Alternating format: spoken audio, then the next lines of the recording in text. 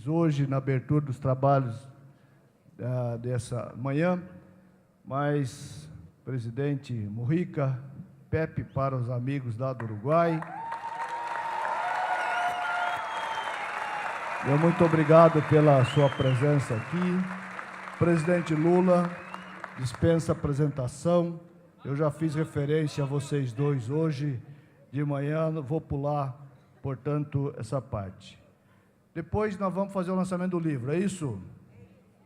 Terminando aqui nós vamos entregar um livro a eles, enfim, fazer aqui a homenagem no final, mas queria aqui, ao dar as boas-vindas a vocês, dizer que nós traçamos como objetivo do Seminário Internacional nesses 2 dias, debater os desafios e as perspectivas da democracia e da participação cidadã nesse processo democrático, refletindo sobre valores e comportamentos, assim como identificando as tensões e os alcances da ação coletiva no desenvolvimento das nossas cidades.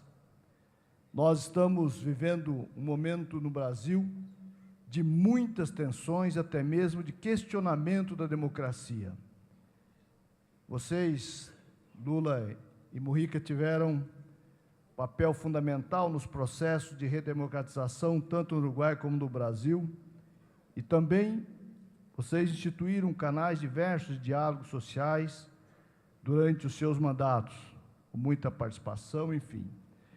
E nós queremos, nessa manhã, fazer uma provocação para vocês dialogar um pouco conosco sobre como vocês estão vendo o momento atual e quais os desafios e perspectivas para aprimorarmos o processo democrático na América Latina. A participação, ao nosso ver, faz muita diferença. Mas nós queremos aqui deixar essa provocação para o presidente Lula e o presidente Mujica, e neste momento passo, portanto, a palavra. Deixa eu terminar ali, né? Afinal de contas, né, Trevas? Vicente Trevas, meu grande amigo, bem-vindo aqui.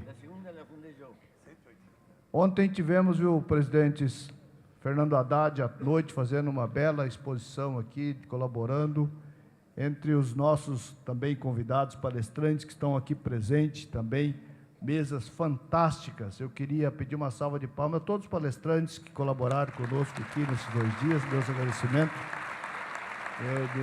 de forma muito especial. Então, nesse momento, passo a palavra para o presidente Mujica. Não sei se quer falar sentado, se quer falar aqui de pé, enfim. Fique à vontade, bem-vindo, um prazer enorme ter você aqui.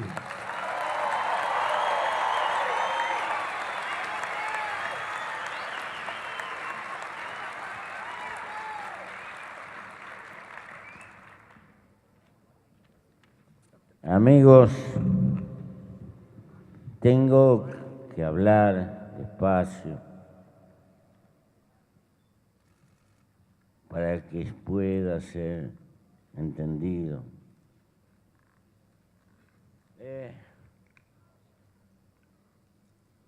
La democracia tiene enfermedades, como cualquier construcción humana. Pero como decía Churchill hace mucho, es la mejor porquería que hemos encontrado. Por lo tanto, no es camino ir hacia atrás, porque esa película la vimos. Es mejorar lo que hemos logrado. Y esto significa, la democracia requiere partidos. No hay democracia sin partido. Los partidos son la voluntad colectiva de grupos humanos tras el intento y el sueño de construir cosas mejores. No hay hombres imprescindibles, hay causas imprescindibles.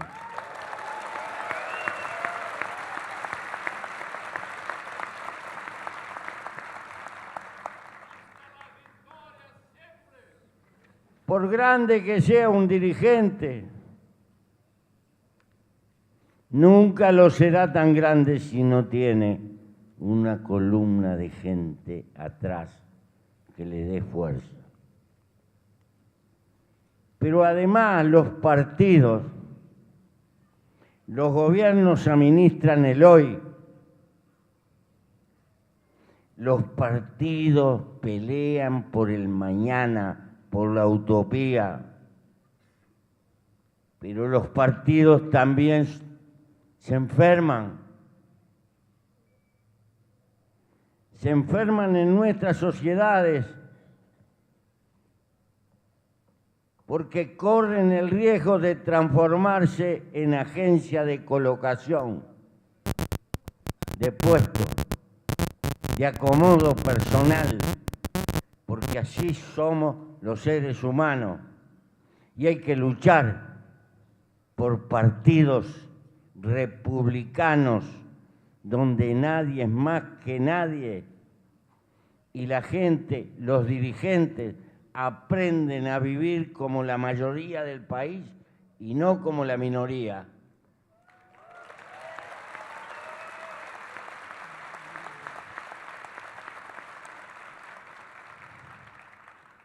Hasta Adam Smith, la economía era parte de la ética y de la filosofía. Cuando descubrieron la importancia del mercado, separaron la economía de la ética y de la filosofía. No se puede separar la economía del alma, de la ética, de la filosofía, de los sueños. ¿Por qué? Porque el hombre tiene que soñar e imaginar y caminar hacia un mundo mejor. Es lo que le da contenido en nuestra vida, como individuo y como colectivo, como sociedad. Cuando dejamos de confiar y de creer, no nos queda otra cosa que el egoísmo, cada cual hacerla de él, y eso es el mundo individual, es la culminación del egoísmo. Por eso, no podemos cambiar el mundo, pero tal vez podemos cambiar un poco nosotros. Y si nosotros empezamos a cambiar, sobre todo los que están en los partidos, y se entiende que un partido no se viene a hacer plata, no se viene a enriquecerse, porque la riqueza que buscamos es cariño de la gente, no plata.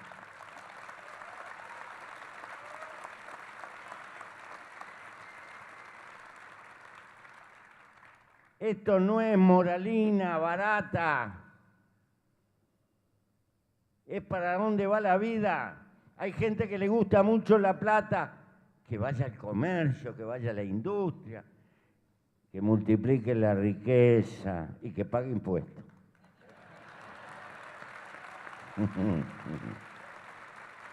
En la política no. En la política hay interés, sí, pero interés de cariño de la gente, porque el esfuerzo de la política es el sueño de que la gente viva mejor y no precisa compensación de plata material, porque eso no tiene precio. No todo es mercadería en el mundo, no todo se vende, no todo se compra. Entonces, sobre todo la política de izquierda, progresista y solidaria. No se puede ser solidario sin compartir. Y como no podemos arreglar el mundo con el dedo, por lo menos vivamos como vive la inmensa mayoría. Las repúblicas se inventaron en el mundo para decirle no a los reyes, para decirle no a los señores feudales, para suscribir que nadie es más que nadie. Las repúblicas no se deben de enfermar de monarquía, no se deben de enfermar, no hay que confundir un presidente con un monarca. Tenemos que entender de que un puesto de administración importante no es otra cosa que un voto de confianza de la gente. Y tenemos que acostumbrarnos a participar, a tener independencia de criterio, a respetar y sobre todo, respetar al que piensa distinto. Porque si no, no podemos convivir. Pero tenemos que aprender una lección de la historia. Cuanto más dura sea la confrontación de las clases sociales que operan en una sociedad, más difícil es toda recuperación. No se debe de jugar con fuego, porque lo que se ha logrado en democracia no se puede tirar por la borda. Y cuando no se puede progresar porque el mundo nos impone dificultades en el intercambio económico, por lo menos tenemos que tener el acuerdo nacional básico de conservar lo que hemos logrado. Pero el único animal que tropieza varias veces con la misma piedra es el hombre, porque vienen las nuevas generaciones que no tienen por qué recordar los dolores que hemos sufrido. Y surgen los tontos, que se creen que tirando por la borda lo que hemos logrado, podemos tener un mundo mejor. Por eso, paciencia y militancia. Más que nunca, precisamos partidos progresistas y entender que si peleamos por la solidaridad y por compartir, tenemos que hacerlo mano a mano y boca a boca, que los grandes medios nunca van a estar con la pata popular de la gente, porque los grandes medios son empresas, y esas empresas responden a otra manera de ver el mundo. Por lo tanto, para nosotros es fundamental la existencia de partidos, porque de a uno nuestra voz es muy débil, de conjunto pesamos. Y tengan paciencia. Yo sé que en Brasil se está jugando un partido que cuenta hacia la historia de toda nuestra América Latina. Llegamos tarde. Seguimos atomizados, el mundo se está organizando en bloques. ¿Cómo vamos a ir a discutir con China o con la Comunidad Económica Europea o como Estados Unidos? Cada una de las repúblicas latinoamericanas va a ser tratado con esos bloques gigantescos o con la India, ¿qué hacemos? No podremos. ¿Se dan cuenta, brasileros, la responsabilidad que tiene la Amazonia de juntarnos o no juntarnos, de someternos o no someternos? Pero no caigan en un nacionalismo exagerado. También ustedes llegan tarde. Nosotros, el resto de los latinoamericanos, los precisamos como el pan, pero ustedes nos precisan como el aire, porque juntos somos fuertes, atomizados, somos demasiado débiles. Con respecto a las ciudades, yo no voy a hablar. Soy campesino de alma. Pero quiero recordar que los mayas ya tenían control territorial, que una ciudad tenía una medida y había que construir otra a 10 días de marcha.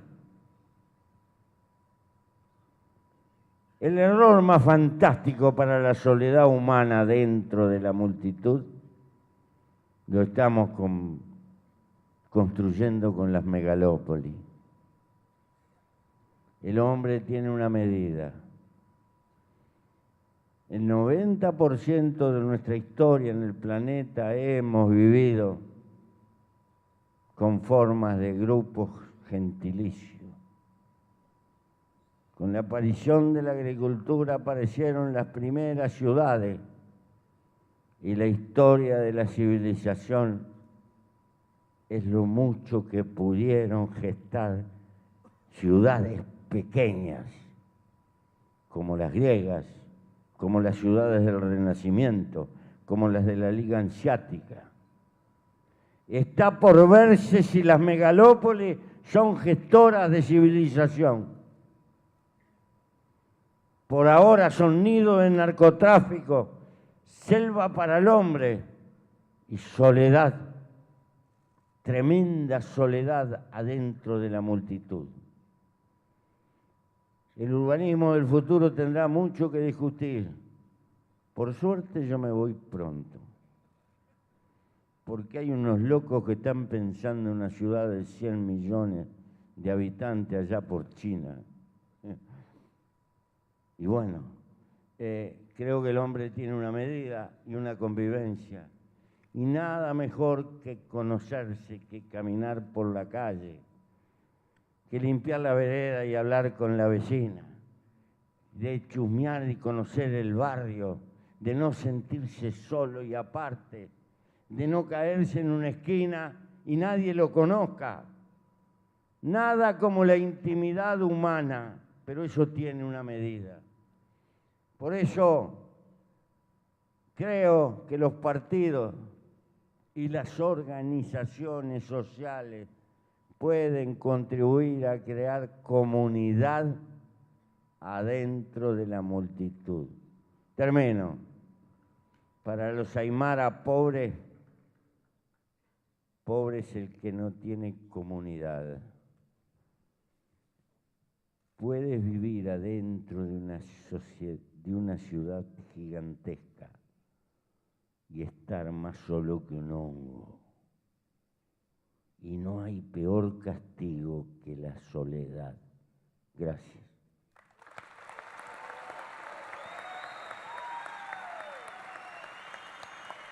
Muito bem, muito bem.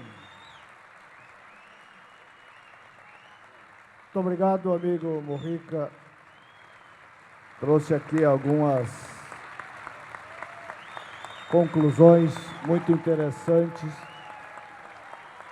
especialmente nesse momento de grande ataque que passa o processo democrático, os partidos políticos de esquerda, enfim.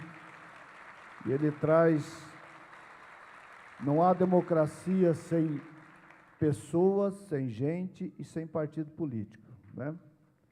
Então nós temos aqui também, não há homens imprescindíveis, mas ideias imprescindíveis. Por ideias, as pessoas lutam, vão às ruas, vão aos movimentos. A importância dos partidos, movimentos sociais e, acima de tudo, da militância, né? Então, a militância é que a gente faz uma grande homenagem nesta manhã, né? Uma salva de palmas a todos os guerreiros e guerreiras no processo democrático brasileiro. E agora vou passar a palavra a esse grande companheiro, presidente, que seguramente na nossa história, a nossa maior liderança política que nós construímos. Então, com vocês, Luiz Inácio Lula da Silva. Presidente Lula, por favor, fique à vontade. Quando der 1h30, eu te aviso para você encerrar. Nós não estamos com pressa, né, pessoal?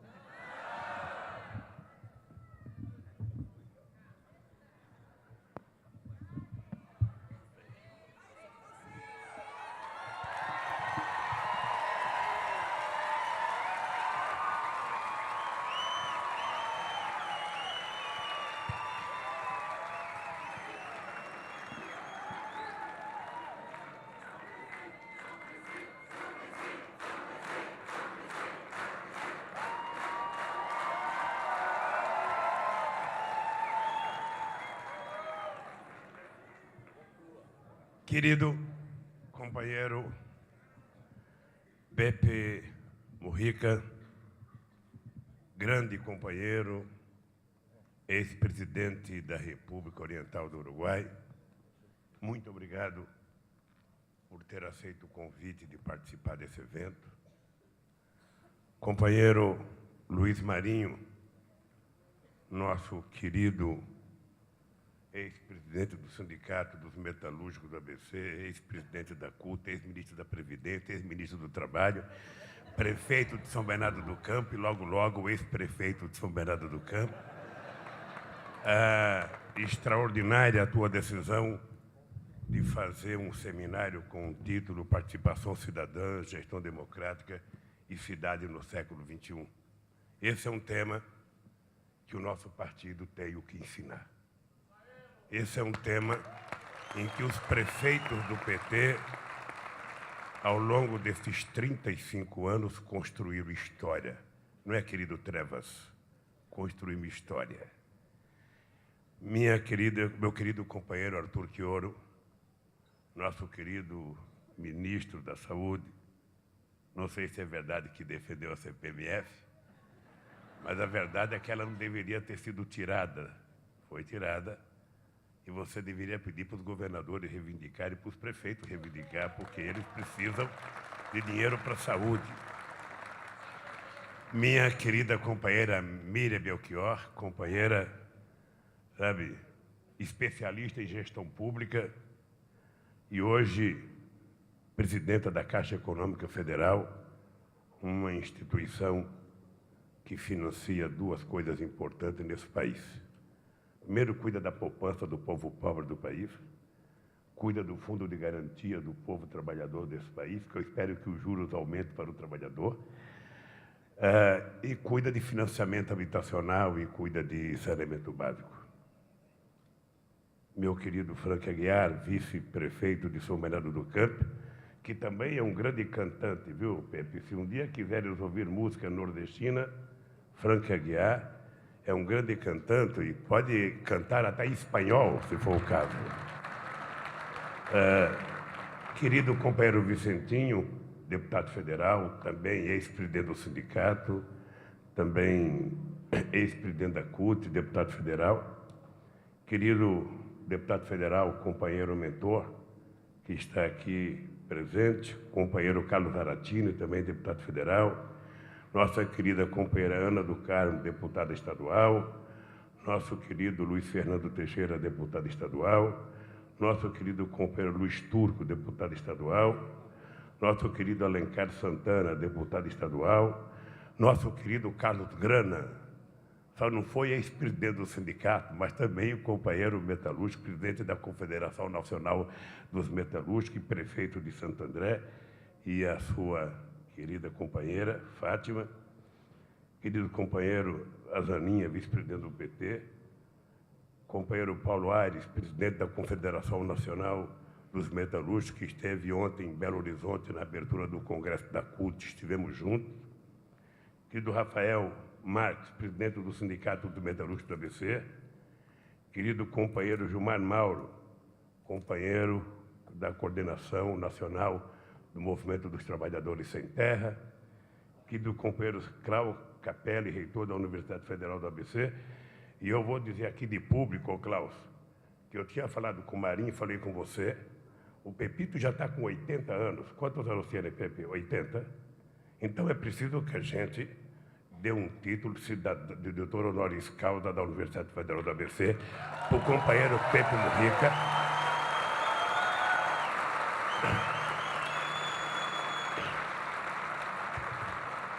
que certamente será bom para ele, mas certamente será muito melhor para o currículo da universidade ter um personagem como esse com o título de doutor honoris causa.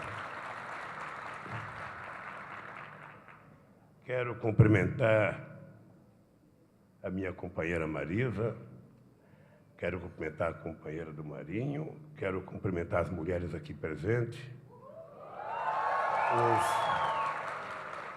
os homens também, nosso querido Suplicy, sabe, que chegou. Quero cumprimentar cada secretário municipal, cada secretário de governo. A nominata foi me feita aqui, como não tem mais estrutura para fazer a nominata, Marinho, isso aqui vai sendo pego a olho aqui. Se faltaram pessoas que eu não citei aqui.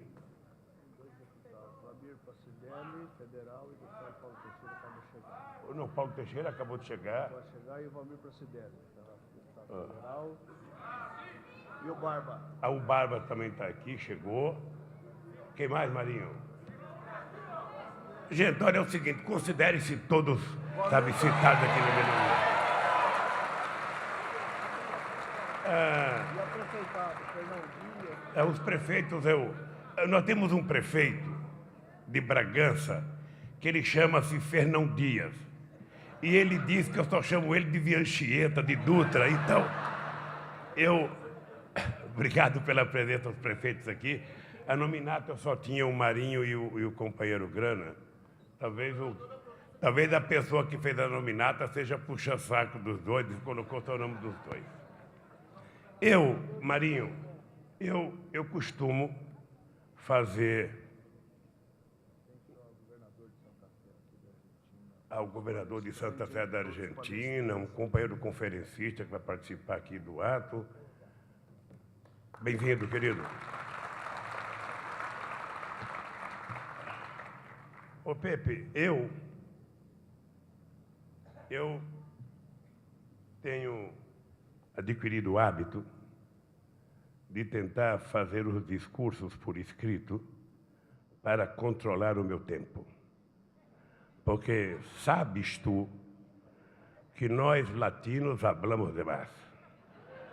E muitas vezes nos empolgamos com o tema e esquecemos que tem outras pessoas, tem outras atividades, e as pessoas são sempre generosas, batem palma, sabe, gritam, mas daqui a pouco as pessoas começam a gritar que estão com hambre, e aí nós outros teremos que parar. O tema é um tema próprio para o momento que nós estamos vivendo. E vou repetir: participação cidadã, gestão democráticas e cidade do século XXI. Eu queria começar dando uma explicação a vocês. O Pepe estava emocionado, entusiasmado, porque ele foi na UERJ na quinta-feira e todo mundo viu pela imprensa que foi um sucesso extraordinário, Mas o que ele não esperava, que foi mais sucesso, é que uma muchacha de menos de 20 anos se aproxima de Pepe e fala: Pepito, por que não te casas comigo? E ele, como conhece bem a sua mulher, em nenhum momento ficou em dúvida.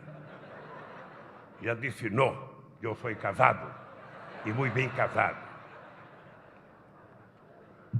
Mas, de qualquer forma, pegou o endereço da muchacha.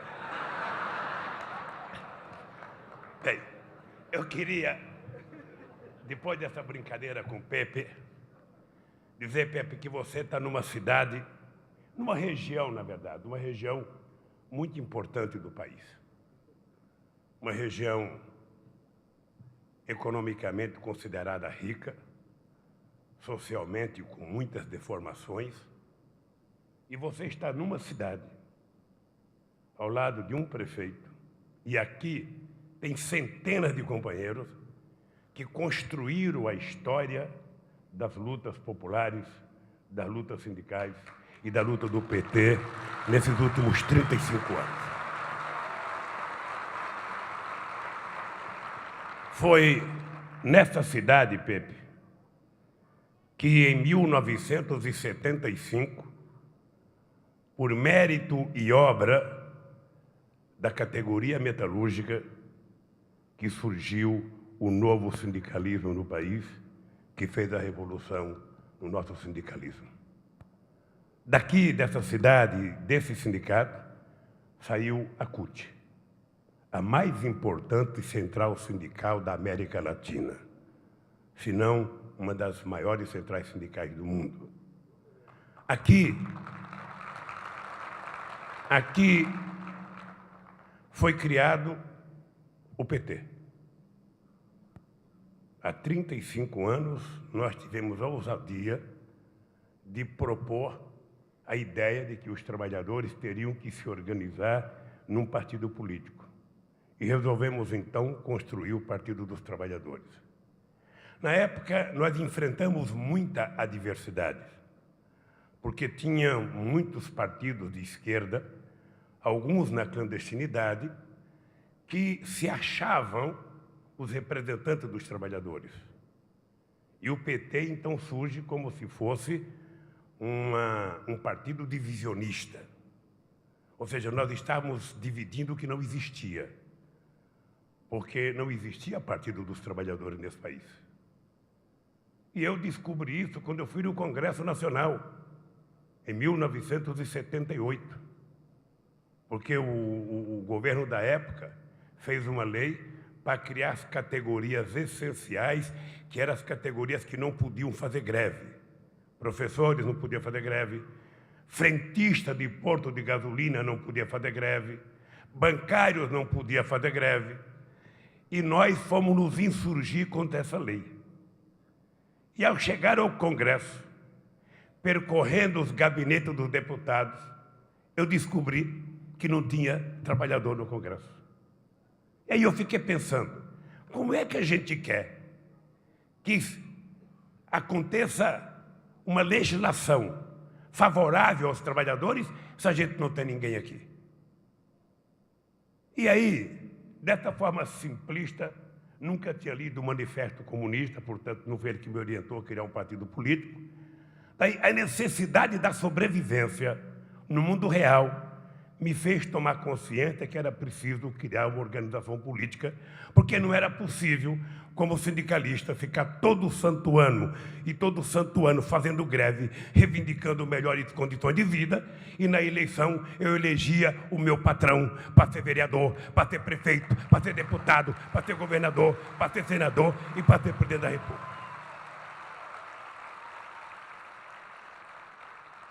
Era uma coisa muito simples, Pepe. E não foi fácil, porque a gente pensa que as coisas são mais fáceis.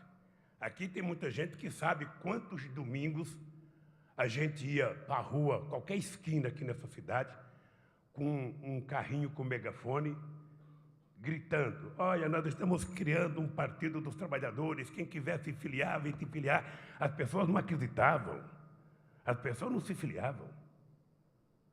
E nós criamos um partido. Eu fui candidato a governador, Pepe, em 82. Eu achava que eu ia ganhar, porque o PT era uma novidade. O PT, sabe, naquele tempo as meninas me pediam em casamento, como pediram você agora. Aonde a gente chegava, a gente era um sucesso no interior de São Paulo, que eu tinha a nítida impressão que eu ia ganhar as eleições. Nós éramos a novidade do mundo político, ou seja, o que a juventude participava das nossas coisas era uma coisa extraordinária, além do que eram os trabalhadores que estavam pela primeira vez disputando o poder nesse país. Maior decepção. Eu fiz um comício no Pacaembu, quem aqui tem gente que estava no Pacaembu, comício extraordinário, encerramento da campanha. Eu saí de lá, tinha um jornal que publicou uma pesquisa. Lula tem 10% dos votos. Eu já falei, esse jornal é da burguesia. Esse jornal está mentindo. O patronato não quer que eu ganhe as eleições. E não é que eu só tive 10% mesmo. Eu fiquei frustrado, eu fui o quarto colocado. Eu pensei que o mundo tinha acabado. E aí eu conto para todo mundo. O Fidel, que nunca tinha disputado uma eleição na vida dele, o Fidel me deu conselho político e eleitoral. Eu fui em 85 a Cuba conversar com o Fidel e eu estava desanimado, eu não estava mais a fim de ser candidato a nada. E o Fidel fala assim para mim, ô Lula, você conhece algum lugar do mundo que um operário já teve 1.250.000 votos? Não tem na história da democracia um operário que teve 250.000 votos. 1.250.000 votos. E aí eu voltei de lá entusiasmado, achando que eu era grande mesmo. Aí eu falei, já que o Fidel disse...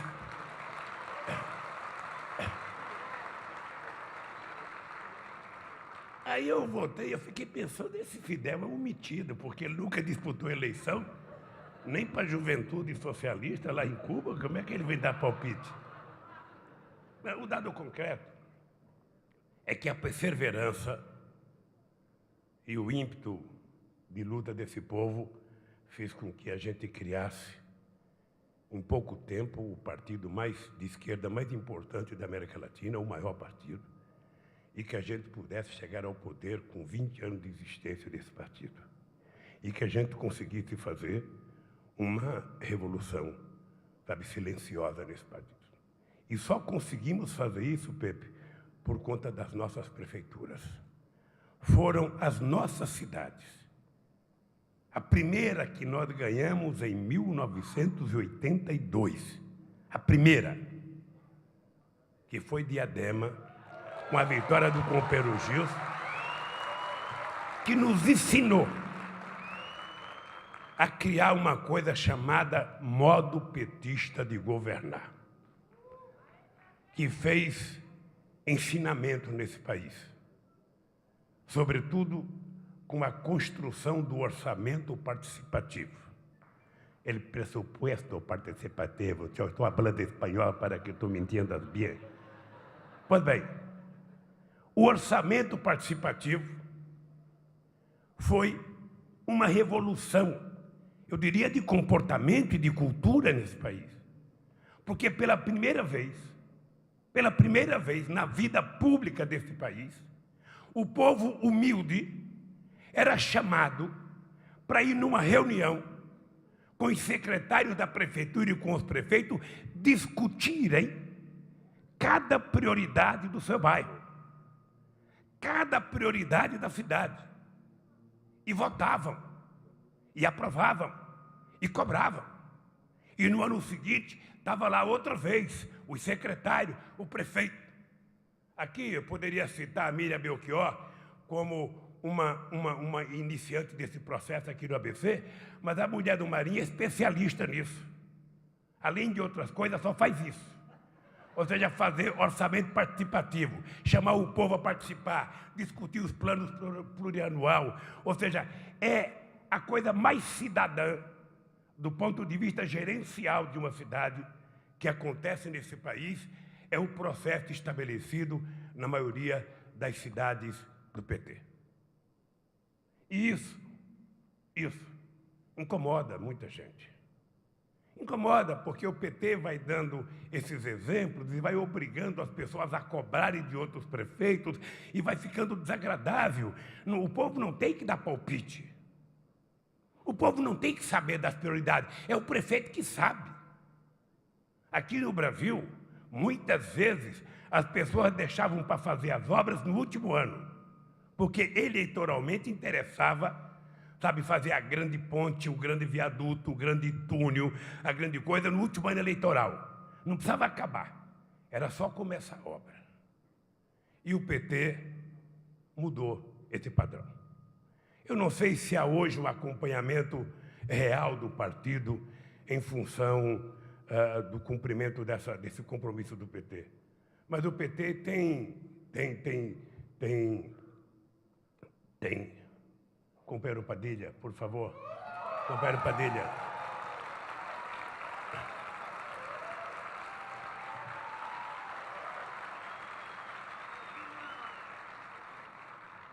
O Padilha, Pepe, foi ministro da Saúde, da presidenta Dilma, foi ministro de articulação política no meu governo, foi candidato a governador, como eu não foi bem sucedido, e agora ele é secretário da Saúde da cidade de São Paulo. Pois bem, eu, falando essas coisas do PT, eu quero que fique registrado que esse partido mudou a cultura administrativa das cidades no nosso país. E está mudando a cultura dos estados também. Eu vim de Minas Gerais ontem, e o companheiro Pimentel dividiu o estado, acho que em 19 áreas, e nessas áreas o orçamento do estado está sendo discutido com essas pessoas, sabe, com essas regiões, além de discutir um modelo de desenvolvimento para cada região. E isso, obviamente, que vai fazer a diferença, sabe, no resultado final do governo do companheiro Pimentel, e isso vale para a Bahia, vale para o Ceará, vale para o Piauí. Ou seja, vale aonde o PT governa. Se alguém pergunta para mim, Pepe, qual foi o maior legado que eu deixei na minha passagem pelo governo deste país, eu não tenho medo de dizer que foi a relação que o governo estabeleceu com a sociedade e a relação do governo com o movimento social. Acho que se juntar todos os presidentes da história do país, todos eles juntos, em 100 anos, não fizeram 10% das reuniões que nós fizemos com o movimento social nesse país. Aqui a Miriam ajudava a coordenar, o Marinho, quando estava no governo, ajudava a coordenar, o Padilha ajudava a coordenar. Foram 74 conferências nacionais. 74 conferências que começavam no município, do município tirava-se delegado para ir para o Estado, do Estado tirava-se delegado para ir para Brasília. E foram 74 conferências que definiram as políticas públicas que nós implementamos neste país. Ou seja, as políticas não eram do governo, as políticas eram da sociedade brasileira que tinha ajudado a construir um novo comportamento. E isso faz a diferença quando o governante não se acha superior aos governados. Um governante não tem que ter preocupação de convocar as pessoas para ensinarem o que ele tem que fazer. Um país do tamanho do Brasil, não é possível ninguém governá-lo a partir de Brasília. Não é possível que a gente não tenha noção da mega diversidade cultural, econômica e social deste país. E que, portanto, a gente não perde tempo ouvindo a gente ganha sabedoria ouvindo as pessoas que nunca falaram vir dizer para a gente o que tem que ser feito nesse país. No Palácio do Planalto, quando eu era presidente, um dia, só para desmoralizar os preconceituosos, nós fizemos uma reunião com todos os portadores de deficiência visual com os seus cães-guias. Porque tinha uma briga em Brasília se os cães-guia podiam entrar em metrô ou podiam entrar em shopping. Eu falei, eles vão entrar no Palácio, porque se entrar no Palácio, eles podem entrar em qualquer lugar desse país.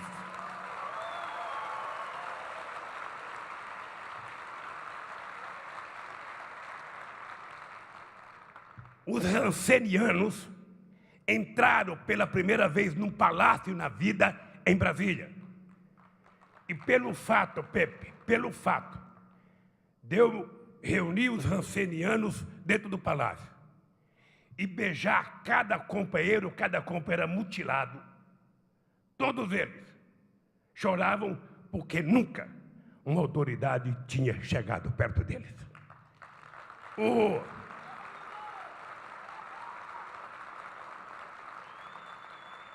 O palácio continuou recebendo príncipes,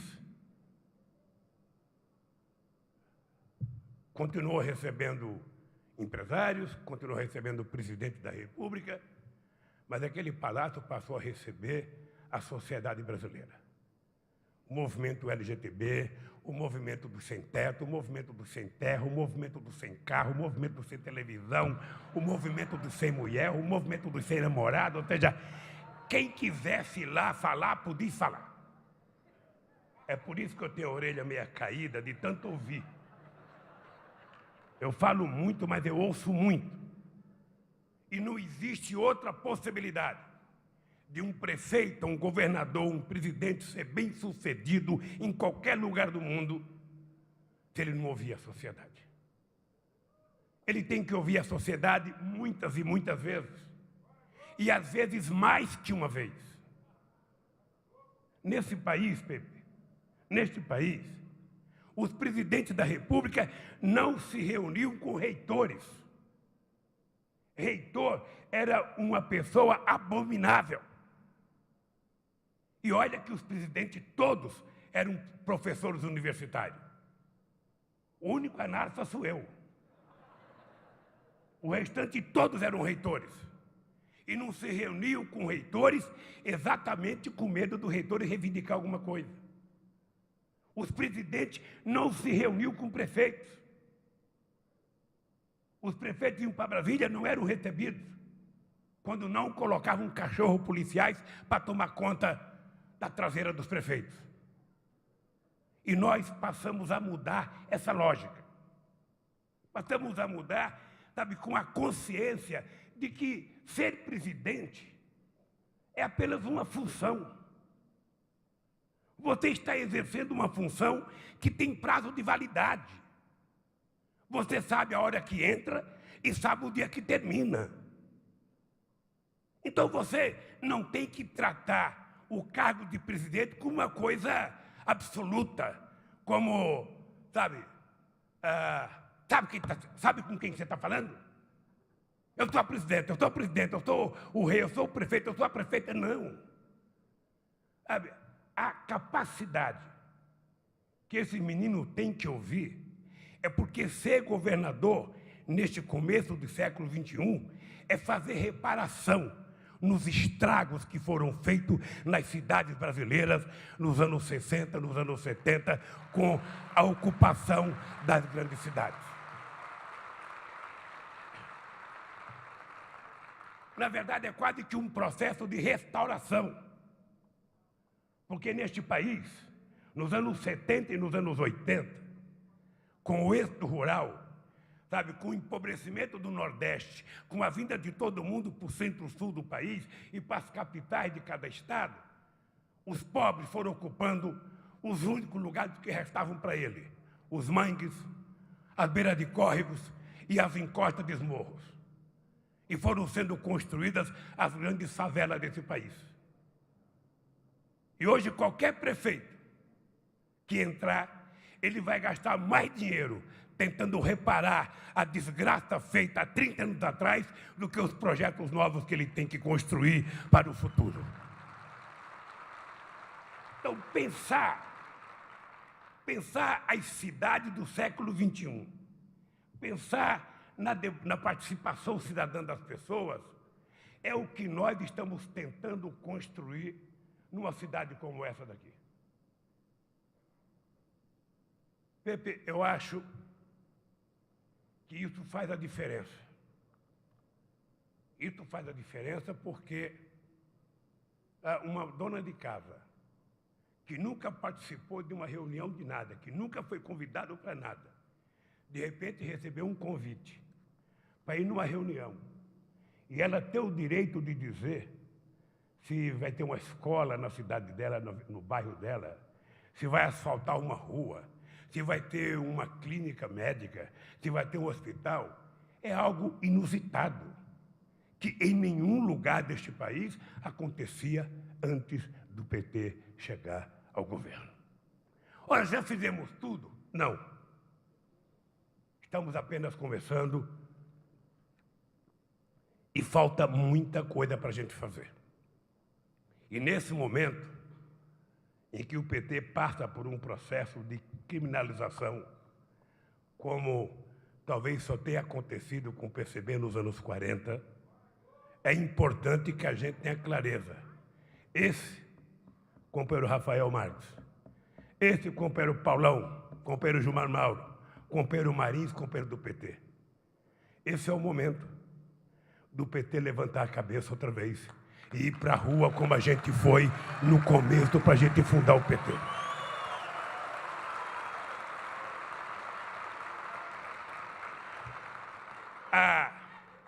Eu fico pensando que há um certo incômodo nesse país. E eu não tenho sabedoria para entender tudo o que está acontecendo. Há um certo ódio emocional. Há uma irracionalidade emocional. As pessoas não discutem como a gente discutia há 10 anos atrás, há 20 anos atrás, há 30 anos atrás. As pessoas estabeleceram uma divisão na sociedade. E aqui nesse Estado, ela é mais forte. Aqui nesse Estado, é quem é do PT e quem não é do PT. E por aí, vamos tentar demonizar quem é do partido. As pessoas têm razão. Pode ser que alguns tenham razão em algumas críticas. Mas do que vem esse ódio? Aqui deve ter muita gente aqui, deve ter psicólogo, analista, deve ter um monte de gente aqui. Por favor, nos ajude a dar resposta nisso. No divã, tente descobrir isso e quebra o segredo e conta para a gente o que está acontecendo. Porque há uma irracionalidade. Eu fico pensando assim, será que uma parte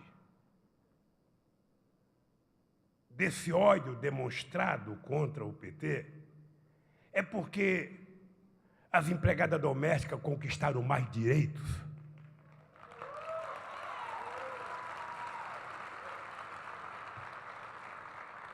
Eu fico pensando, ou seja, porque nós fomos para a rua, eu disse ontem na CUT, Paulão, nós fomos para a rua sempre à procura de conquistar alguma coisa para melhorar as pessoas. E eu acho que essas pessoas estão vindo para a rua para desfazer as melhoras que nós conquistamos ao longo desses anos todos. Porque eu fico imaginando, é o seguinte, durante 12 anos, o salário mínimo aumentou nesse país. Durante 12 anos. Durante 12 anos, nós colocamos mais gente na universidade do que eles colocaram num século.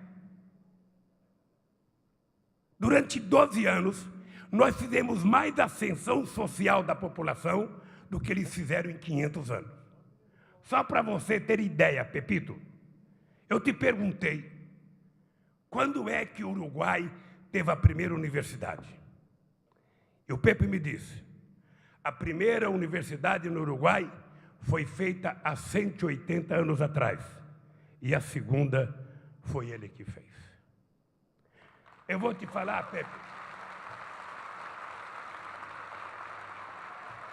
Eu vou te falar o comportamento de uma parte da elite brasileira que governou esse país. Primeiro, eles sempre deram de barato que a maioria da população tinha nascido para ser pobre, tinha nascido para trabalhar e que não precisava estudar. Estudar era coisa de poucos. Sempre trataram desse pressuposto. Porque, veja, se não fosse assim, o que explica que Colombo descobriu a República Dominicana, a América, em 1492, que ele chegou a Santo Domingo? Em 1507, Santo Domingo já tinha sua primeira universidade, 15 anos depois. O que explica o Peru, em 1550, já ter a Universidade de São Marcos? O que explica a Bolívia, em 1640, já ter a sua primeira universidade? E o que explica esse imenso país só ter a sua primeira universidade, enquanto universidade, em 1922? Ou seja, enquanto o Peru teve 50 anos depois da descoberta, o Brasil teve 420 anos depois da descoberta. Ou seja, o pressuposto era exatamente o do que universidade é para poucos, não é para todos. E é por isso que não faziam. E veja a ironia do destino, Pepito. Eu tenho um curso primário e um curso de torneiro mecânico. Eu sou o menos letrado das pessoas que chegaram no governo. Entretanto, eu vou passar para a história como o presidente da República que mais fez universidade na história do país, que mais fez escola técnica na história desse país.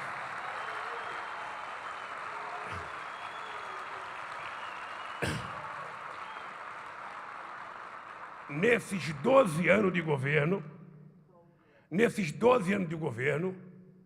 nós fizemos 18 universidades federais novas e fizemos 173 extensões universitárias.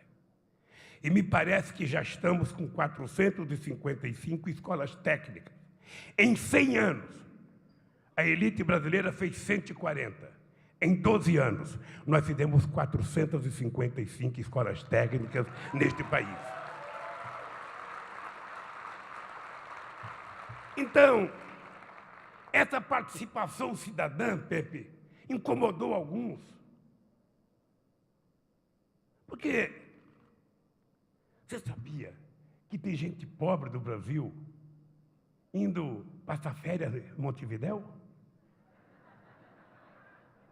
Em Bariloche? Sabia que tem brasileiro na Argentina, quase que mais do que argentino mesmo? Ou seja, os pobres passaram a andar de avião, Pepito. Ninguém quer andar mais de ônibus. Mas querem viajar de avião, é um direito deles de andar de avião. E aí, aqueles que andavam dizem, o aeroporto parece uma rodoviária. É porque no tempo deles, o aeroporto parecia um cemitério. No nosso tempo, parece uma rodoviária, assim de gente. É gente que não sabe nem subir no avião, que não sabe... Uma vez eu peguei o avião, tinha uma mulher com a banheira, a porta aberta, porque não sabia usar, estava com medo de fechar o banheiro e não conseguia abrir. Ora, essa gente teve uma ascensão neste país que incomodou. Ontem eu lembrava um caso. Ô Pepe, imagina o seguinte, uma senhora daquelas que estava acostumada a ter uma vida só ela boa, ela ia no restaurante, estava vazio, tinha 30 mesas, só tinha 3 ocupadas, era maravilhoso. O garçom tinha mais tempo para dedicar para ela. Era na sexta-feira, ia no jantarzinho comer uma comidinha lá no centro de São Paulo, colocava um perfumezinho, sabe? E na segunda-feira ela percebe que a empregada doméstica dela vem com o mesmo perfume que ela usou na sexta-feira. Ela fala, porra, não dá. Não dá. É demais.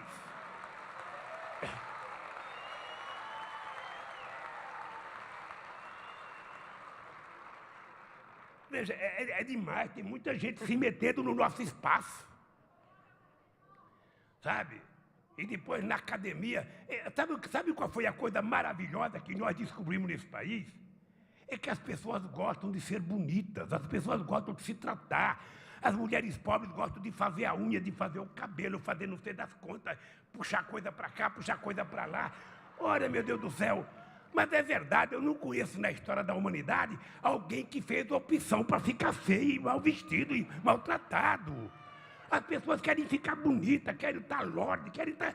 Ora, mas isso é uma ascensão que todo mundo tem que ter. Na Argentina, certamente, foi assim, com a ascensão do povo da Argentina no tempo do Perón. No Uruguai, certamente, nós tivemos esse problema, quando os pobres começam a frequentar um cinema que era só dos ricos, quando os pobres começam a visitar um teatro que era só de alguns, quando começam a visitar os parques da cidade que era só de meia dúzia. Eles preferem levar o cachorro dele para fazer cocô do que ver uma mulher pobre com uma criança passeando no parque. É assim que é a verdade nesse país.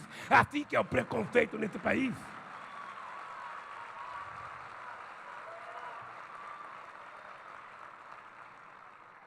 Eu vejo. Aliás, na Argentina, tem uma avenida bonita na Argentina, Gramada, que de vez em quando eu não sei como é que pode uma pessoa sozinha carregar 50 cachorros, sabe? E vai todos aqueles cachorros, e como o cachorro não sabe se limpar e não sabe colher, sabe, vai ficando lá na praça. Então, gente, será que é isso que despertou tanta ira contra nós?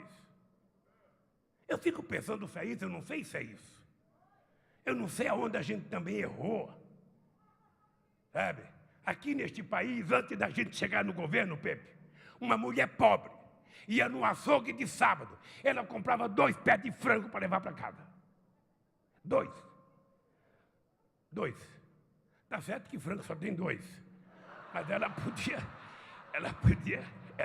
comprar 4, mataria esses 2 frangos. E de repente o povo começou a comer outras coisas. O povo começou a comer. Tá certo que a carne está um pouco cara, está baixando agora, mas está cara. Mas a verdade é que o povo começou a comer carne de primeira. Até carne importada do Uruguai. As pessoas começaram a comer, a ter acesso àquilo que todos nós queremos. Eu quando era metalúrgico, eu ficava pensando, por que a gente faz carro e eu não posso ter um carro? A gente trabalha por outro tempo. E aí, quando o pobre começa a ter carro e compra carro, já vem esse Lula, a avenida está cheia, sabe? Tem um monte de jardineiro, de pedreiro com carro. Eu quero é que tenha mais carro. Se eles estiverem incomodados, deixa um deles na garagem e pega o ônibus. E deixa o povo andar de carro. É a primeira vez que eu vejo estabelecido nesse país o discurso da luta de classe de cima para baixo. Não são os de baixo que querem a luta de classe aqui.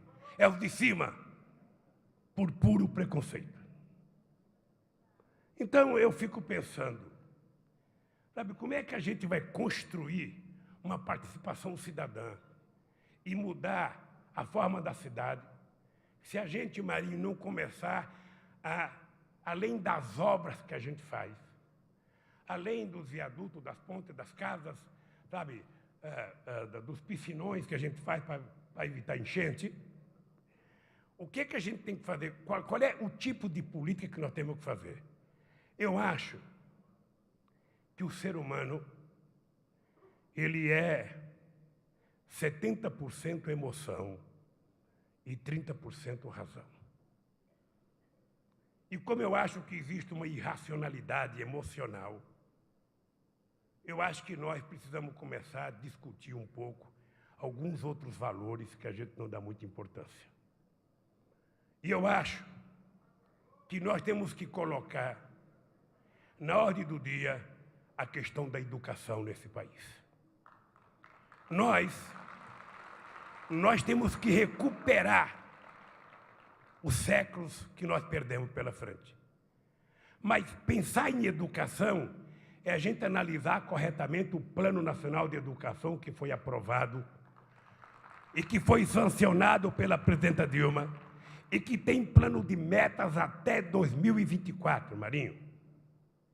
E o que nós precisamos fazer é que, ao invés de um munícipe ficar dentro de casa xingando o prefeito porque a escola não está boa, nós temos é que fazer com que cada mãe, cada cidadão que mora num bairro, tenha a obrigação com a escola do seu filho, tanto quanto tem o prefeito da cidade. Por isso, é preciso mudar. É preciso mudar. Por que no começo do ano letivo, no primeiro dia de aula, todos os pais não vão um domingo na escola para saber aonde é que seu filho vai estudar, qual é a carteira que ele vai sentar, qual é o lugar que ele vai praticar esporte, qual é o banheiro que o filho dele vai usar? Por que não vai? Por que a diretora não convoca os pais para comprometer a mãe e o pai com o acompanhamento da educação do seu filho? E quem é que pode fazer isso é o PT. Quem pode fazer isso é o PT. E eu achei extraordinário esse plano de meta, porque eu acho que o PT pode ser o partido que mais vai ter medalha de ouro no cumprimento do plano de meta. Porque aí nós vamos ter que provar, Miriam, coisas para nós mesmos. Quando você chegar numa cidade, você vai perguntar para o prefeito: e aí, prefeito, como é que está a educação na sua cidade? Por Donizete, por exemplo, que está aí, o nosso prefeito de Mauá. Como é que está a educação da Donizete? Aqui em Mauá está fantástica, aqui está extraordinária. Onde é que estuda teu filho, Donizete? Se ele não tiver nessa escola extraordinária, é porque ela não é tão extraordinária.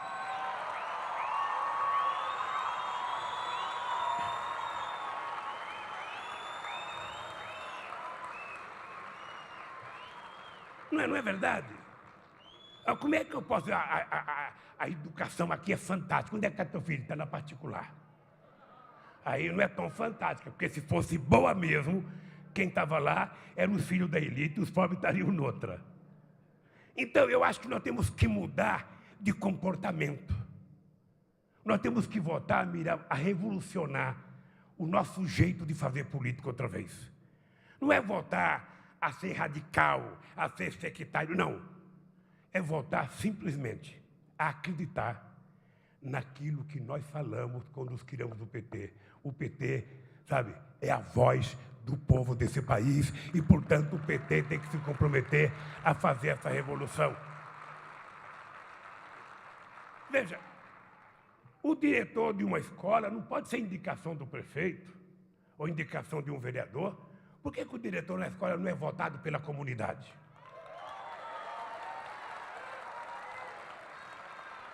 Para cada pai e cada mãe que tiver um aluno no bairro, vai lá votar.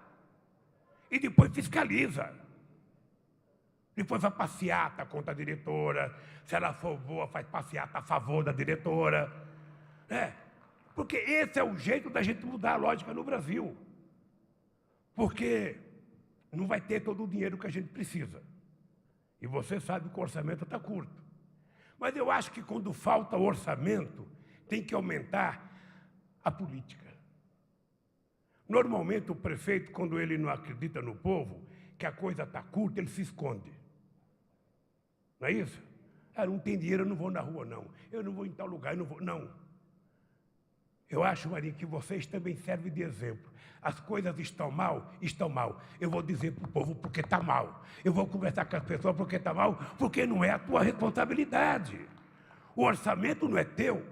A prefeitura não produz dinheiro, ela arrecada. Então nós não temos que ter medo de dizer para o povo que não tem. E eu acho que outra vez a gente pode ensinar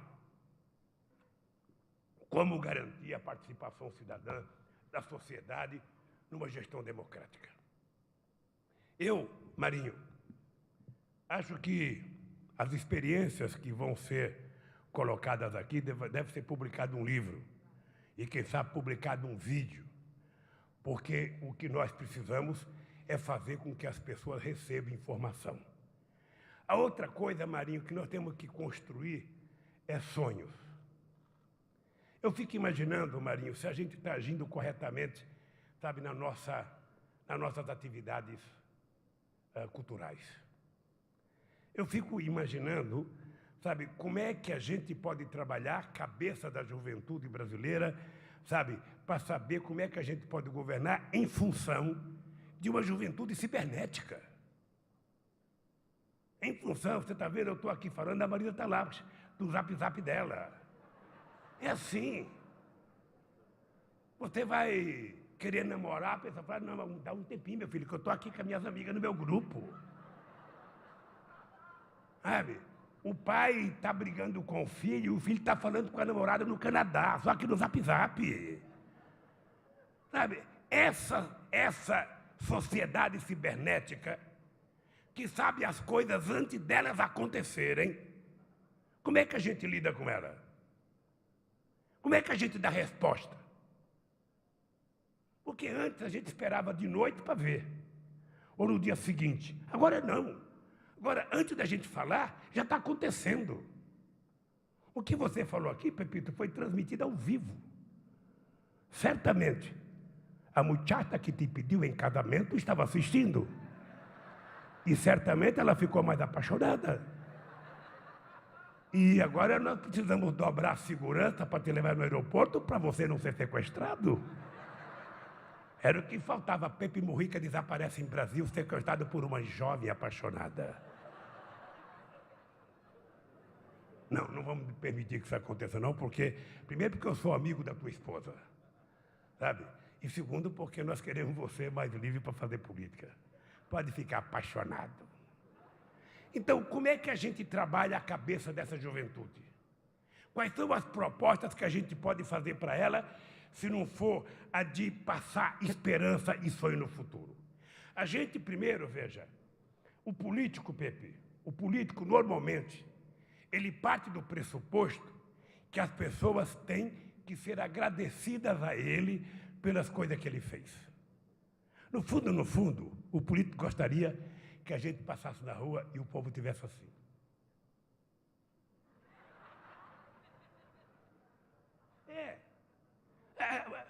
Porque a gente acha que ele tem que agradecer. Meu Deus do céu! O problema é que quanto mais você faz, mais ele se sente no direito de querer mais. Ora, essa é uma coisa fantástica, porque ele quer cada vez mais conquistar mais coisas. Quem é sindicalista sabe que a gente pede aumento de salário, faz 40 dias de greve, pega 10%, só vale para o primeiro mês, né, Rafael? No segundo mês o cara já está puto, querendo fazer outra greve. Na sociedade é assim. Eu vi aqui a molecada com a placa do ProUni. O ProUni, Pepe, foi um programa que nós fizemos aqui nesse país. As universidades particulares deviam imposto para o governo. Nós, então, resolvemos trocar a dívida do imposto por bolsa de estudo para pobres e negros que estudassem escola pública nesse país. Já colocamos 1,5 milhão de jovens da periferia nas universidades desse país. Agora, obviamente que eles são agradecidos. E nós somos agradecidos pelo esforço deles de estudarem, e eles são agradecidos pela oportunidade que nós demos. Mas acontece que quando um jovem desse termina o curso, ele começa a ficar frustrado.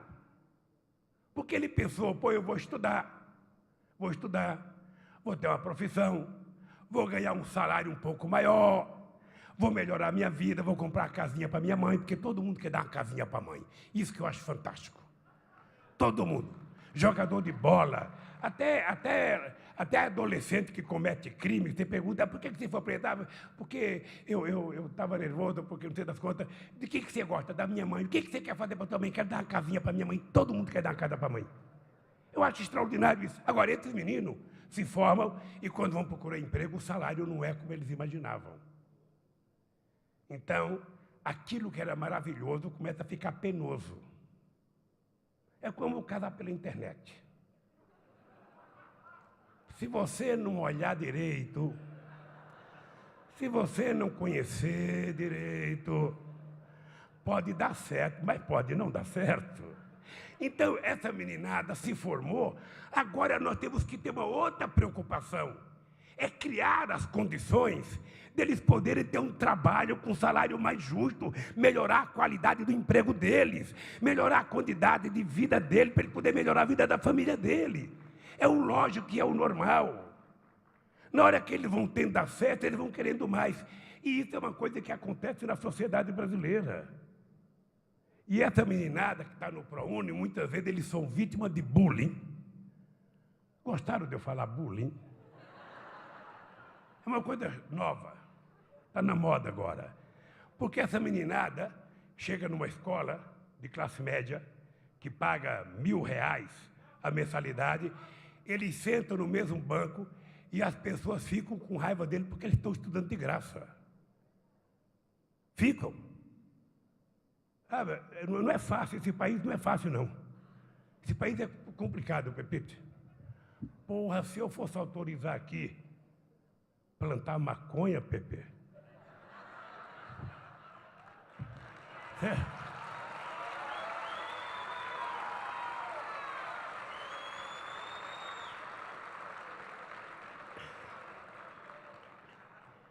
Ok. Olha, qual é o grande problema que a gente está enfrentando hoje na discussão do Plano Nacional de Educação? A questão de gênero. Como é que está, Padilha? Está uma guerra. Está uma guerra, porque os conservadores das igrejas desse país não querem ouvir falar em discutir gênero dentro da escola. Não querem. E qual é a outra coisa que está sendo discutido? A diversidade. É outro tema que os conservadores não querem discutir no plano de meta. Duas coisas que eles não querem que discuta: gênero e diversidade. Olha, no melhor momento em que a gente pode educar as crianças, no melhor momento em que a gente pode formar novos cidadãos e novas cidadãs, no momento em que a gente pode, a partir da escola, fazer as pessoas evoluírem como seres humanos, os conservadores querem que continue do jeito que está. Não é possível, gente. Não é possível. E isso só vai ser vencido se vocês forem à luta. Participar das sessões nas câmaras de vereadores. Porque senão, os vereadores agora só estão pensando na próxima eleição já. Então é só o momento de cobrar deles. Então, queridos companheiros e queridas companheiras, ficaria mais fácil se eu tivesse lido o meu discurso.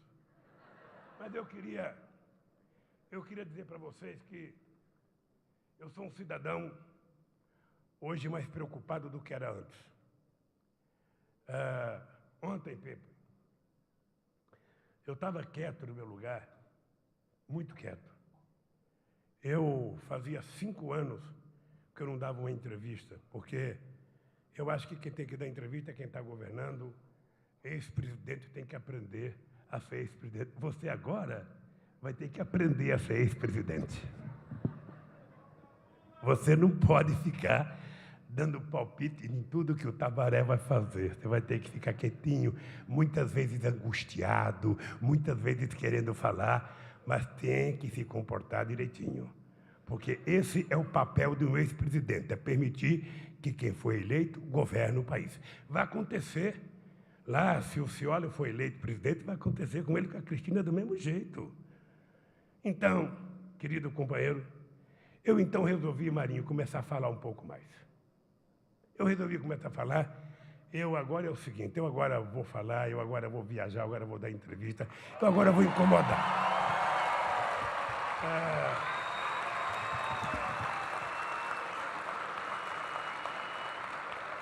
De vez em quando, a direita desse país, de vez em quando a direita reacionária desse país, eles resolvem dizer o seguinte: ó, o Lula está morto. o Lula já era. E eu vou dizer para eles, eu concordo plenamente de uma frase que você falou. Não existe, uma vez o Chaves brigou comigo, porque eu dei uma entrevista e estava a imprensa venezuelana, e eu disse o seguinte: todo homem que se sente insubstituível e imprescindível, quando ele começa a pensar isso, está nascendo dentro dele um ditador. Porque não existe ninguém insubstituível nem imprescindível. Agora, a verdade é que também você não cria líderes como você faz pão. Sabe quantos anos vai demorar para criar o novo Pepe Mujica? Muito tempo. Porque não é só a quantidade de aulas, não é só a quantidade de livros que você leu. É que tem uma parte do nosso aprendizado que vem do tempo de vida da gente. Um homem como esse, que está aqui com essa doçura, ficou 14 anos preso, dos quais 7 numa solitária. Então, um companheiro como esse, com a sabedoria que ele acumulou, a gente não acumula na universidade. A gente acumula com o tempo, caindo, levantando, apanhando, batendo. Então, como eu tenho as costas largas, e já apanhei demais na minha vida, eu vou ver se eles dão um pouco de sossego para a nossa querida Dilma, sabe? E começa a se incomodar comigo outra vez, sabe? Porque eu, na verdade, Pepito, eu estou naquela fase de quem está esperando o dia de aposentadoria. Estou com vontade de estar na hora de cuidar da dona Marisa, que está ali, evitando que apareça uma muchacha de 20 anos me propondo casamento. Sabe? Mas as pessoas não me deixam em paz. Os adversários, todo santo dia falam no meu nome. Todo santo dia. E eu aprendi uma coisa, querido. Eu aprendi uma coisa. Você só consegue matar um pássaro se ele ficar parado no galho olhando para você assim, você mata. Se ele ficar voando ou pulando, é difícil. Então é o seguinte, eu voltei a voar outra vez. Então, é o seguinte.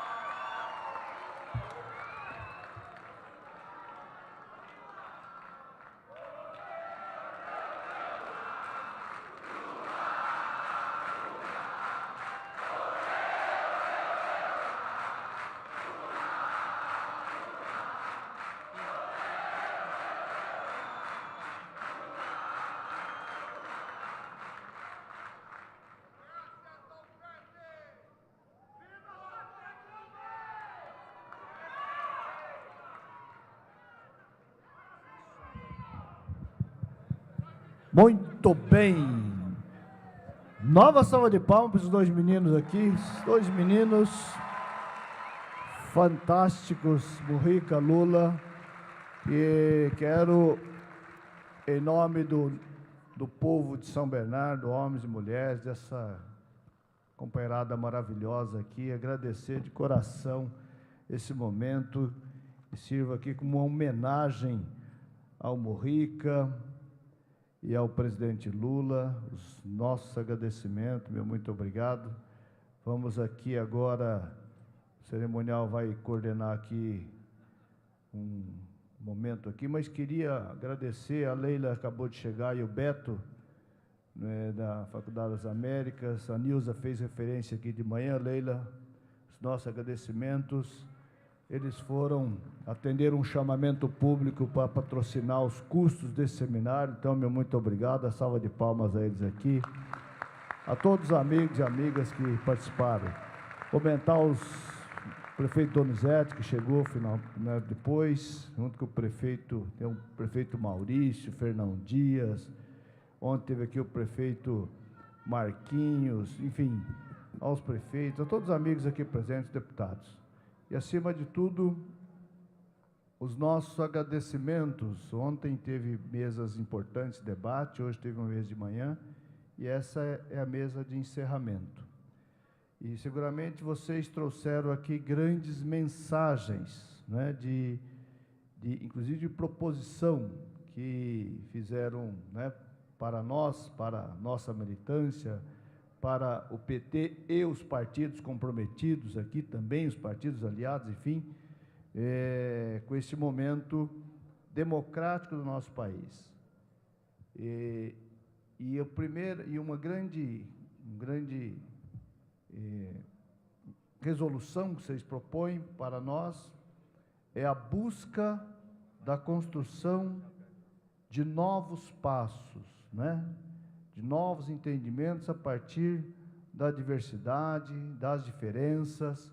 O Pepe falou de respeitar as diferenças, né? E, na verdade, a partir das divergências, diferenças, que se constrói entendimento, que se constrói o entendimento coletivo, né? A partir do indivíduo, das individualidades de cada um, mas, acima de tudo, a partir do combate à intolerância, o ódio e a indiferença, a partir da solidariedade, né? Então, a instituição da solidariedade, da paciência, muitas vezes, mas da ousadia, né? Então, a ousadia que nós precisamos ter a cada dia, a busca da construção do novo, compreendendo sempre as dificuldades que estão sendo colocadas a cada dia. Dizem que quando a gente pensa que sabe todas as respostas, vem alguém e muda as perguntas, né? E muito provavelmente tem novas perguntas que nós devemos passar a responder. Mas a certeza que juntos, com a participação, nós saberemos encontrar as respostas para as novas perguntas, né? Então, creio que esse é o que nós buscamos exercitar no dia de ontem e no dia de hoje. Queria, de coração, agradecer a contribuição, de novo, de todos os palestrantes dos 2 dias, mas, acima de tudo, calma, Nilza, está ansiosa, meu Deus. Oi? Mas, acima de tudo, agradecer essas 2 figuras humanas aqui, grandes lideranças, tá certo, pessoal? Parabéns, obrigado, que Deus abençoe, que vocês tenham muita vida para continuar liderando a luta na América Latina. Valeu! Muito obrigado ao prefeito Luiz Marinho. Peço que todos permaneçam sentados, nossas autoridades permaneçam aqui no palco, porque hoje